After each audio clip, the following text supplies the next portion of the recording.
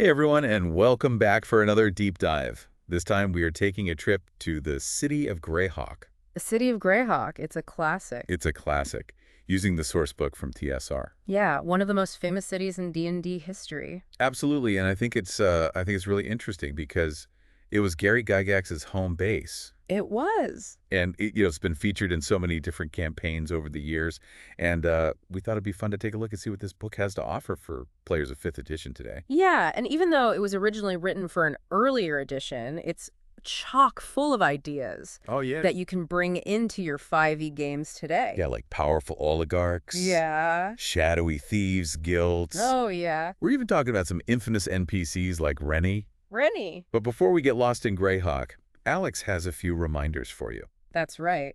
If you enjoy this kind of content, don't forget to like, subscribe, share, and ring that bell so you don't miss out on future deep dives. And for those of you following along at home, you can find a link to the PDF in the video description below. Awesome. Thank you, Alex. Okay, let's get started. First things first. Yeah. Where in the world is Greyhawk? So geographically, Greyhawk is a free city, which basically means it's independent, not beholden to any kingdom. Right. And it's strategically located on the Selentan River. Sellington River. This gives it access to the near Dive River, making it this major hub for trade. Okay. All sorts of goods are flowing through Greyhawk: textiles, food, metals, even platinum. Okay, now hold on. Platinum. Why is that so important? Well, because in 5e, platinum plays a crucial role in crafting magic items. Ah, So controlling the platinum trade could give someone immense power. that makes sense. Right. Imagine a campaign where the players are trying to protect a platinum shipment from bandits, Oh. or uncover a conspiracy to disrupt the trade and cripple the creation of magic items. That's a great hook for a campaign. I love it. Okay, so we got this bustling port city with this super important trade route. Mm-hmm. Who's calling the shots in Greyhawk? So Greyhawk is ruled by what's called a directing oligarchy, which basically means a small group of powerful individuals hold all the power. Yeah. There are 18 members in total. 18 members. But I think if we had to pick a few to focus on for 5e games, Yeah. I'd say start with the Lord Mayor, Nirav Gaskell, Hey. Yanzil, the Master of Thieves, Wait, hold on. and the ambitious Renee. The Master of Thieves is part of the government. That's right. That sounds a bit corrupt even for a fantasy city. It does, doesn't it? And who's Renee? I don't remember her from any of my D&D games. So Rennie is a fascinating character. She's a relative newcomer to Greyhawk, but she's already gained a significant following Oh, wow. among the common people. Interesting. Some see her as a potential threat to the established order, while others believe she could be a force for positive change. Okay, now I'm seeing some serious campaign potential here. We got a corrupt Lord Mayor relying on the Thieves Guild to stay in power, Yeah.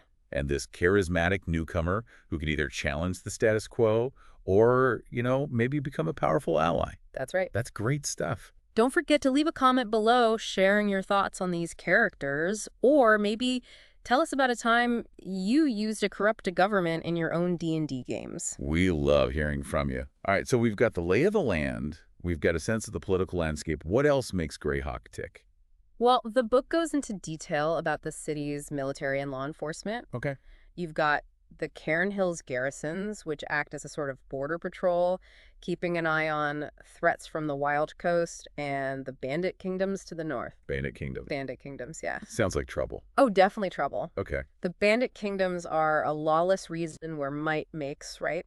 Got it. It's a classic source of adventure hooks for 5e games. Your players could get involved in anything from protecting caravans to negotiating treaties between rival bandit lords. Wow, very cool. Okay, so what about keeping order within the city itself? So for that, you have the City Watch, which is Greyhawk's main law enforcement agency. Makes sense. They're responsible for everything from patrolling the streets to investigating crimes.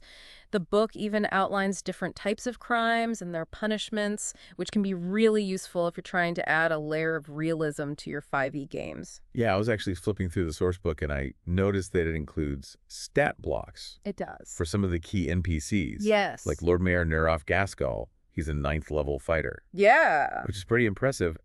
How would a DM use these stat blocks in 5e, though? The mechanics are so different. That's a great question. You can't just plug these stat blocks directly into 5e, Right. but they're a really excellent starting point for conversion. Okay. You can take Gaskal's stats, his equipment, even his special abilities, Right. and adapt them to the 5e rule set. So, for example, his charm person ability from the older edition Yeah, could be converted to like a persuasion skill check in 5e, exactly. maybe with advantage because of his high charisma score. Right. It's almost like translating a language. You're taking the essence of the character and adapting it to a new system. That's a great way to put it. And the sourcebook gives you all the raw materials you need. Don't forget, we got that PDF link in the video description, Yeah. so you can check out all the details of these stat blocks for yourself. And while you're down there, hit that like button and subscribe to the channel. So we got bandits, corrupt officials, the Shadowy Thieves Guild, even some pre-made NPCs ready to just drop into our 5e games. It's amazing. This is amazing. It is, and we're just getting started. Oh, There's wow. so much more to explore in Greyhawk, Okay. from its religious institutions to its hidden corners and secret societies. But Right, ready. we'll say that for another deep dive. I can't wait. This has been an awesome start to our exploration of Greyhawk. I'm already itching to get a campaign going in this city. Me too. It's a setting that's just begging to be brought to life in your 5e games. Absolutely. Welcome back to our deep dive into the City of Greyhawk. I'm ready to go even deeper into this iconic setting. What do you say we talk about some specific locations that really bring Greyhawk to life? I'm totally with you. Greyhawk isn't just a city, it's a whole world packed into one place. Yeah. The sourcebook gives us a ton of detail on places that can be real adventure hotspots in your 5e games. Okay, give me the highlights. What are some must-see spots in Greyhawk? Well, right outside the city, we've got the Cairn Hills. Okay. Imagine this rugged, wild landscape where the city's influence starts to fade. Yeah. Perfect for those players who love wilderness exploration. Kind of do, I do. And the book even mentions lost gnome tunnels hidden within the hills, remnants of some ancient civilization. Lost gnome tunnels, that sounds right up my alley. You know I love a good dungeon crawl, and gnomes always bring a fun, quirky element to the game. They do? Who knows what kind of crazy contraptions or treasures the players might find down there. Yeah, who knows? And if your players are more into the swampy side of things, there's the Mist Marsh to the south. Okay. Sprawling, dangerous wetland, perfect for a hex crawl campaign. Nice. We're talking giant snakes, poisonous creatures, and even a hidden lizard folk lair mentioned in the sourcebook. Lizard folk. They're always a fun challenge, especially in their home turf. Oh, yeah. I can already picture my players slogging through the murky swamps, trying to avoid getting ambushed by a war party of lizard folk. That's awesome. And speaking of danger, we can't forget about the bandit kingdoms to the north of Greyhawk. Great. It's a lawless region where bandits, raiders, all sorts of unsavory characters run rampant. Classic sandbox setting for D&D. It really is. Full of opportunities for intrigue, combat, and even some good old-fashioned diplomacy. Yeah, the Bandit Kingdoms seem like they could either be a separate campaign setting altogether or a constant source of trouble spilling over into Greyhawk itself. Mm-hmm. Imagine a scenario where the players have to deal with a bandit lord trying to extend his influence into the city. Oh, totally. That would make for a great urban adventure with some high stakes. Yeah, that would be awesome. And let's not forget about all the interesting characters who inhabit Greyhawk.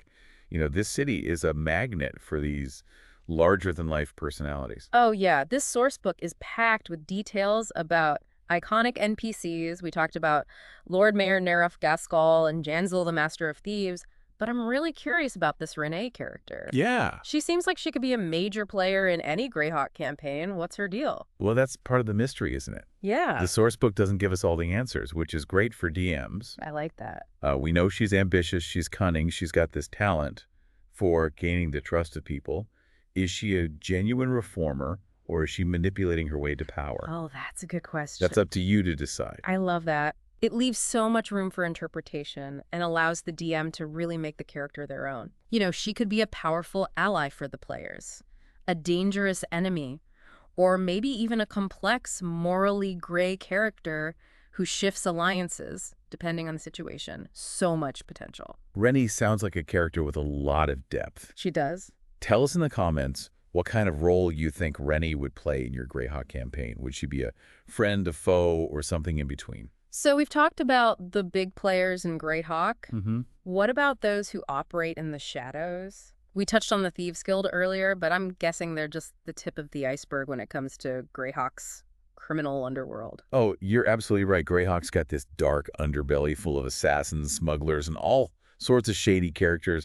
This sourcebook mentions a few of them by name, Okay. like the Jackal, deadly assassin with a reputation for being as charming as he is ruthless. Oh, wow. He would make a fantastic recurring villain for a campaign. A recurring villain, I love it.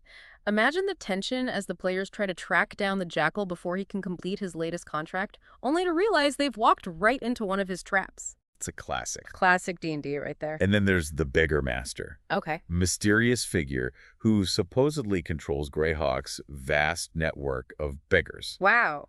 It's never explicitly stated in the source book, but I like to think the Beggar Master is actually a high-ranking noble who went undercover to manipulate the city from the shadows. Wow, that's a great idea. That would add a whole new layer of intrigue to the campaign. It would. Imagine the players trying to uncover a conspiracy and they realize the key to solving the mystery lies with the seemingly harmless beggars on the street. Right. They'd have to navigate the Beggar Master's web of informants and spies, all while trying to figure out who's really pulling the strings. Yeah, and speaking of webs, Greyhawk is full of these guilds and organizations, each with their own agendas and goals.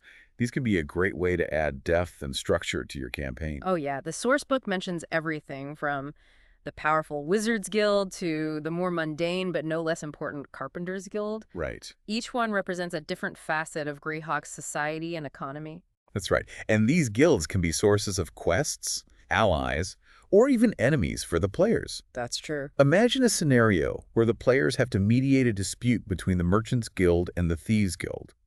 Or maybe they're tasked with uncovering a traitor within the ranks of the City Watch. I love that.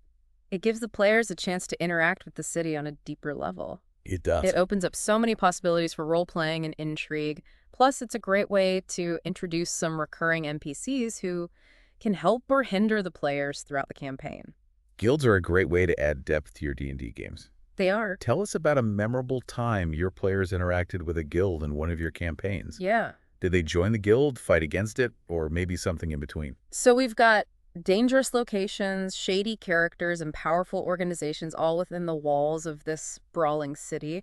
But I'm also curious about the overall feel of Greyhawk. Yeah. What's it like to actually live there? That's a great question. The sourcebook does a fantastic job of painting this picture Yeah. of what daily life is like in Greyhawk. Okay. It's this bustling cosmopolitan city Okay. full of different cultures and races. Nice. You've got everything from high-class nobles to hard-working laborers, all trying to make their way in this city of opportunity. Sounds like there's a real sense of energy and excitement in Greyhawk, Yeah. but also a sense of danger lurking just beneath the surface. Kind of like a fantasy version of New York City, maybe? That's a great analogy. And just like New York, Greyhawk has its fair share of problems. Oh, yeah. Poverty, crime, corruption are all present. For sure. But there's also this sense of community and resilience among the citizens. Yeah. They've learned to adapt and thrive in a city that's constantly changing and evolving. I love that duality. Yeah. It makes Greyhawk feel like a real lived-in place, not just a fantasy backdrop. Right. And it gives players the freedom to create characters who can fit into any part of the city's social fabric, whether they're noble knights, streetwise rogues, or anything in between. Exactly. And speaking of fitting in, let's talk about how to actually use this source book in your 5e game.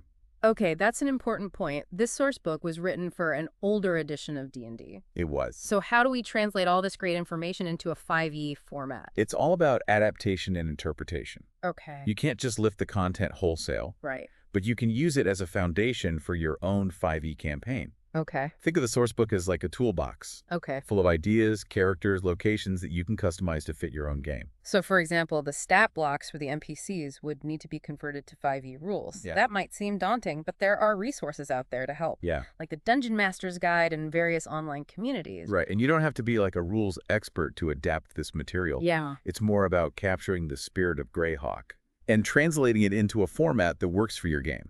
I love that approach. It's all about taking inspiration from the source book and using it to fuel your own creativity. It's not about being slavishly devoted to the original text, but about using it as a springboard for your own ideas. That's a great point. How do you approach adapting older D&D material for your 5e games? Share your tips and tricks in the comments below. So we've talked about the locations, the characters, and the overall feel of Greyhawk. But what about the stories? What kind of adventures can we run in this city? Oh, the possibilities are endless. Really? Greyhawk is a city ripe with adventure hooks. Yeah. The political intrigue alone could fuel an entire campaign. Yeah.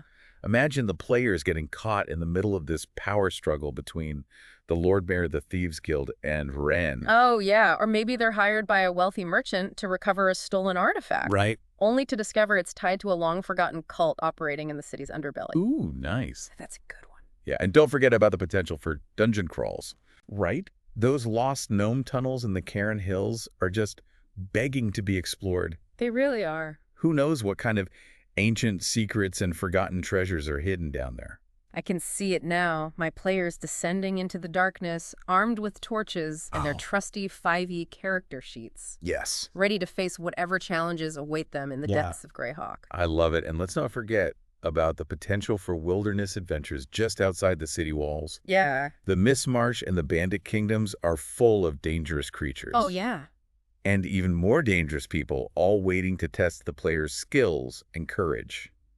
This is all starting to sound like the perfect setting for a long-running campaign. It is. With a mix of urban intrigue, dungeon delving, and wilderness exploration, Greyhawk has it all. It really does. And the best part is the sourcebook gives you everything you need to get started. Yeah. It's like a blueprint for adventure, just waiting for you to make it your own. And speaking of blueprints, this source book also mentions some specific artifacts and treasures yeah. that are rumored to be hidden somewhere in Greyhawk. Right. These could be fantastic MacGuffins to drive a campaign or add a touch of legendary power to the player's arsenal. Totally. We're talking about legendary items like the Rod of Seven Parts. The Rod of Seven Parts. Powerful artifact that's been shattered and scattered across the land. Right. Imagine the players embarking on a quest to reunite the Rod, facing all sorts of challenges and enemies along the way. That's a classic D&D quest right there. And it fits perfectly within the Greyhawk setting. It does. Each part of the rod could be hidden in a different location, giving the players a chance to explore every corner of the city and its surroundings. It's great. And then there's the lost city of Grossikrodel. Hidden gnome city somewhere in the Cairn Hills. Okay. The sourcebook only mentions it in passing, but it sparked the imaginations of D&D fans for years. I bet. Imagine the players stumbling upon the ruins of this ancient city, discovering lost technology, and maybe even encountering the descendants of the gnomes who once lived there. That would be an amazing discovery. It could be a whole side quest or even a major plot point in the campaign. Yeah, Plus, who doesn't love gnomes? they're great. They always bring a unique blend of humor and ingenuity to the game. And let's not forget about the Heart of the Swamp. Heart of the Swamp. Mysterious artifact, rumored to be hidden in the depths of the Mist Marsh. Okay. The sourcebook doesn't give us much to go on, but the name alone is evocative. It is. Is it a literal heart? Is it a magical item? Or maybe even a powerful creature? That's a good question. That's for the DM to decide. I love it. These artifacts add a layer of mystery and wonder to the Greyhawk setting. They do. They're not just powerful items, they're pieces of history, Right. each with its own story to tell. And it's up to the players to uncover those stories and decide what role those artifacts will play in their adventures. If you could add one legendary item to your Greyhawk campaign, what would it be and why? Let us know in the comments below. So we've got dangerous locations, intriguing characters, powerful organizations, and legendary artifacts all within this sprawling city. But what really brings a setting to life are the people who live there. What can you tell us about the culture and daily life in Greyhawk? That's a great point. The City of Greyhawk sourcebook doesn't just give us dry facts and figures. It gives us a glimpse into the heart and soul of the city. Okay. It mentions these various festivals and events that took place throughout the year, each with its own unique traditions and significance. Oh, I love festivals. They're a great way to add some flavor and excitement to a campaign, and they give the players a chance to experience the city's culture firsthand. What are some of Greyhawk's most notable events? Well, there's the Feast of Fools, Feast of Fools. a week-long celebration of revelry and chaos that takes place in the spring. Okay. Think Mardi Gras meets a Renaissance fair with parades, street performers, and just this general loosening of social norms. That sounds like a recipe for trouble, especially if my players are involved. I can already imagine them getting caught up in all sorts of shenanigans, maybe even accidentally starting a riot or two. And then there's Needfest, Needfest. a more somber but no less important festival that takes place in the fall. Okay.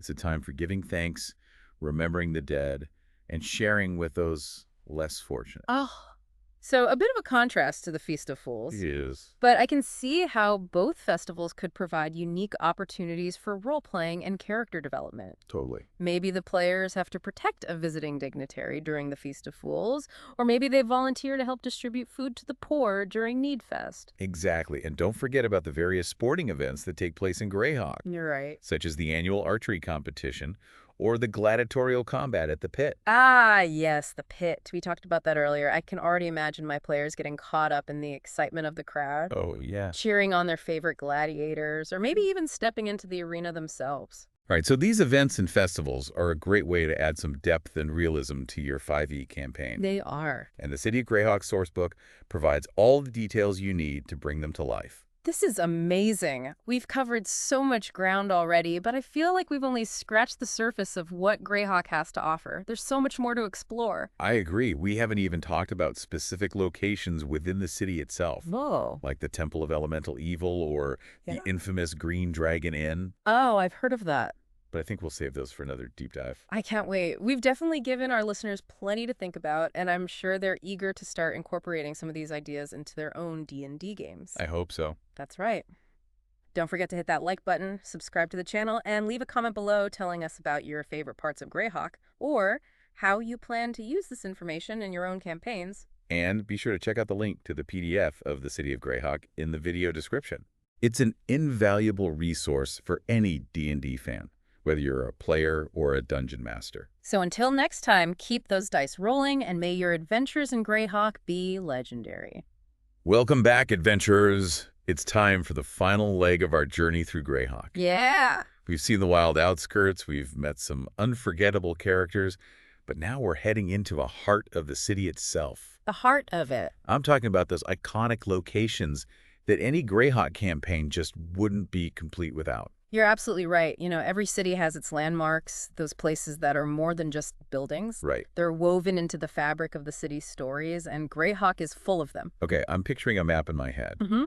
Where should we start our tour of Greyhawk's greatest hits? Well, we can't talk about Greyhawk without mentioning the Citadel. Okay. It's not just a building, it's a statement. This massive fortress right in the middle of the city. Right in the middle. Tells you everything you need to know about who holds the power in Greyhawk. Right. It's home to the Lord Mayor, the City Watch, and of course the infamous Greyhawk dungeons. The Citadel is one of those locations that just screams adventure. For my players, just seeing it loom over the city would spark a million questions. I bet. What secrets are hidden within its walls?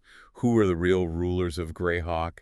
And what lurks in the depths of those dungeons? That's exactly what makes it such a great location for a 5e campaign. Yeah. The Citadel can be the source of endless intrigue, conflict, and Oh, yeah. dungeon crawling. Of course. Imagine your players infiltrating the Citadel to expose a conspiracy, or rescue a prisoner, or even face off against this powerful enemy who's taking control of the dungeons. Okay, those dungeons are calling to me. They are calling to me. What kind of creatures are we talking about here? Give me the good stuff. Oh, the sourcebook mentions all the classics. Okay. You got your goblins, orcs, trolls, I love it. even a few beholders if you want to throw a real challenge at your players. Yeah. But there are also some more unusual creatures lurking in the shadows. I'm talking about rust monsters, carrion crawlers, and even a rumor of a purple worm that's made its lair in the deepest levels. A purple worm. Now that's a fight I'd pay to see. Right. I can already imagine the chaos as my players try to figure out how to take down this massive burrowing monstrosity. Yeah, they're going to have to think outside the box for that one. They are. The Citadel sounds like a dungeon master's dream come true. It really is. And don't forget, the Citadel is connected to the city above. Right. So what happens in the dungeons can have these ripple effects throughout Greyhawk. Interesting. Maybe the players release a creature accidentally or uncover a plot that threatens the entire city. The possibilities are endless. We've faced the darkness beneath the city, so how about we head to a place where things are a bit more refined? Okay. I'm thinking about those high society types we talked about earlier. Yeah. Where do they hang out? If you want to rub shoulders with Greyhawk's elite, you need to visit the High Quarter. The High Court. This is where the wealthy merchants, the powerful wizards, and the old money nobles have their estates. Right. Think sprawling mansions, elegant gardens, and shops that sell only the finest goods. This sounds like the perfect setting for a campaign full of intrigue and social maneuvering. It is. Imagine the players attending a lavish ball, Ooh, yeah. trying to uncover a secret society, Right. maybe even pulling off a daring heist in the mansion of a corrupt noble. That's what I love about the High Quarter. Appearances are everything. Right. Everyone has a secret. Yeah. Your players could easily get caught up in this web of lies, betrayals, and hidden agendas. Totally. And let's not forget about the Thieves Guild. Even the richest district in Greyhawk isn't immune to their influence. You're right. The source book mentions this mysterious figure called the Shadow Lord, who's supposed to be the mastermind behind the guild's operations in the High Quarter. That's a great hook for a campaign. It is. Are the players trying to expose the Shadow Lord, or maybe they're forced to work with them Right. to achieve a common goal? Exactly. And the High Quarter is full of potential allies and enemies. Right. You got a powerful wizard who's secretly funding the Thieves Guild, a noble family with a dark past, or a street urchin who knows all the secrets of the district. Wow. It's a fantastic setting for a campaign that's as much about social interaction as it is about combat. Okay, we've seen the heights of power and the depths of depravity, so let's go somewhere that's a little more down to earth. Yeah. I'm thinking about the everyday folks Right. who make Greyhawk tick. Mm-hmm. Where do they live, work, and play? Well, for that, we need to head to Clerkburg, the heart of Greyhawk's commerce and trade. Makes sense. This is the district where everyone comes together: merchants, craftspeople, laborers, even adventurers looking to stock up on supplies or find their next job. Yeah. Like bustling markets, crowded taverns, and just this constant flow of people from all walks of life. Kirkberg sounds like the perfect place to get a feel for the pulse of the city. It is. I can imagine my players wandering through the marketplace, haggling for goods, picking up rumors, and maybe even getting caught up in a street brawl or two. And that's what makes it such a great setting for a 5e campaign.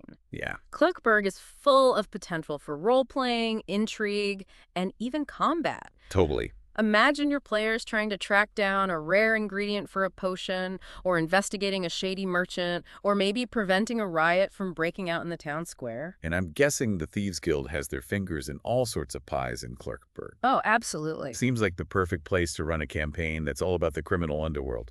It is. The sourcebook mentions that the guild controls several warehouses and shops in Clerkburg, using them to fence stolen goods and conduct their illicit business. Right. Your players could easily get caught up in a turf war between rival gangs, or maybe they're hired by a merchant who's been targeted by the guild. Clerkburg sounds like a great place for an urban adventure. Tell us about a time your players got into trouble in a bustling marketplace. I'm sure there are some stories out there. What kind of shenanigans did they get up to? Speaking of trouble, there's another district we need to visit: the River Quarter. The River Quarter. It's Greyhawk's connection to the outside world, where ships arrive from distant lands, bringing exotic goods and untold riches. Yeah. But where there's wealth, there's also danger, right? Oh, you know it. Yeah. The River Quarter is a place of opportunity, Sure. but it's also this hotbed of smuggling, piracy, and all sorts of shady dealings. The air is thick with the smell of salt water, spices, and blah. Well, let's just say not everything that comes into Greyhawk through the River Quarter is legal. This is perfect for those players who love a bit of swashbuckling adventure. Mm-hmm. Imagine them infiltrating a smuggling ring, or captaining a ship in a race against pirates, Right. or even facing off against a kraken Ooh. that's attacking the harbor. Yeah, and don't forget about the potential for role-playing. The River Quarter is where Greyhawk meets the world. That's true. So your players could encounter characters from all corners of the D&D multiverse. Think seasoned sailors with tall tales, cunning merchants looking to make a profit, mysterious foreigners with hidden agendas, or even refugees fleeing war or persecution. I love that diversity. Yeah. It makes Greyhawk feel like a truly cosmopolitan city, It does. a place where anything is possible. The sourcebook even mentions a community of Renee living on the outskirts of the River Quarter. Right. We talked about Rennie earlier, that enigmatic figure who's making waves in Greyhawk's political scene. Yeah. What's their connection to the River Quarter? That's a good question. Yeah. The sourcebook doesn't give us all the answers, which is great for DMs. Right. You know, it's up to you to decide how the Rennie fit into the River Quarter's social fabric. Are they ostracized and forced to live on the fringes of society? Or have they carved out a niche for themselves, using their unique skills and knowledge to thrive in this bustling district. So many possibilities. I'm already picturing a campaign where the players are caught between the Rennie, the Thieves Guild, and the City Watch. Oh, yeah. Each faction trying to exert their influence over the River Quarter. Exactly. And don't forget about the potential for conflict with other creatures. Yeah. The river quarterbacks right up to the Nordivia River, which is known for its dangerous currents and even more dangerous denizens. Yeah, those rivers can be scary. They can. Your players might have to deal with Sawagan raids, or maybe they uncover this ancient curse that's plaguing the waterways. That's a good one. This is incredible. We've seen the heart of the city, the heights of society, and the grit of the docks. But there's one last place I want to visit before we wrap up our tour of Greyhawk. Okay. A place that represents the city's history, its secrets, and maybe even its dark side. Let's talk about the Old City. Ah, the Old City. Yeah. A place that's both fascinating and a little bit unsettling. Oh. It's the oldest part of Greyhawk, full of narrow streets, crumbling buildings, and just this sense that the past is always watching. Interesting. It's a place where poverty and crime are rampant, Right. but it's also a place where the city's history is most visible. I can see why it would be both alluring and dangerous for adventurers. It's like a living museum full of forgotten lore and hidden treasures, but also full of those who've been left behind by the city's progress. Exactly. The Old City is a place where the players can truly test their skills. Right. Both in combat and in social interaction. Yeah. They might have to deal with gangs, negotiate with shady informants, or even uncover this long-lost secret that's been buried for centuries. And let's not forget about the Thieves Guild. Oh, yeah, the Thieves Guild. The Old City is their stronghold, Right. and they control much of what happens there. The sourcebook mentioned that the guild is divided into several factions, It is. each vying for power in the Old City. That's a recipe for conflict right there. It absolutely is. You know, your players could get caught in the crossfire of a gang war, or maybe they're hired by one faction to undermine another. Right. It's this classic D&D scenario full of intrigue, betrayal, and backstabbing. We've talked about so many incredible locations, and I can see how each one could be the setting for an entire campaign. Right. But what I love most about Greyhawk is that it all connects. It does. Actions the players take in one district can have ripple effects throughout the city. That's what makes it such a rich and dynamic setting. Absolutely. It's not just a collection of locations. Right, yeah. It's this living, breathing city with its own unique personality. I love it. This has been an amazing deep dive into Greyhawk. I'm feeling so inspired to start a campaign in this city. Me too. I just know my players will have a blast exploring its streets, uncovering its secrets, and getting into all sorts of trouble. And remember, the City of Greyhawk sourcebook is this invaluable resource for anyone who wants to run a Greyhawk campaign. It's packed with information, inspiration, and everything you need to bring this legendary city to life in your 5e games. Absolutely, and that's a wrap on our Greyhawk deep dive. It is. I want to thank our viewers for joining us on this epic journey. I second that. Don't forget to like, subscribe, share, and ring that bell if you enjoyed this deep dive. And be sure to check out the link to the City of Greyhawk PDF in the video description. It's a must-have for any D&D fan. Until next time, adventurers, keep those dice rolling, and may your adventures be legendary.